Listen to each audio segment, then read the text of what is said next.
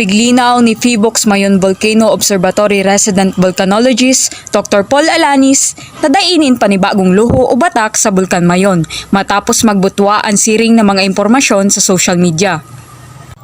Sigon kay Alanis, ang mga nahiling kan mga residentes iyuan pyroclastic density currents o uson na talagang minabugan ni aso sa kahaluyan. As you can see naman, walang butas na na nangyari, walang tipak, walang bitak na nangyari, walang crack na na lumabas.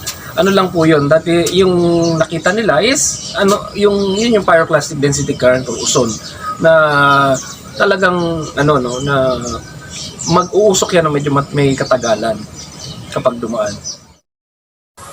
Mientras na igwang pigihiling na tulong senaryo ngunyan ang Phibox. Saro digdi ang padagos na pagbulos kan laba hali sa bulkan. Asin man ang pagkakaigwang posibilidad na isakat ini sa alert level 4 kung makompromiso ang kamugtakan kan mga residentes sa laog kan 7 to 8 kilometer extended danger zone. Mantang anuring senaryo iyuan pagtaas sa alert level 5 kan bulkan in kaso na magkaigwan in violent eruption.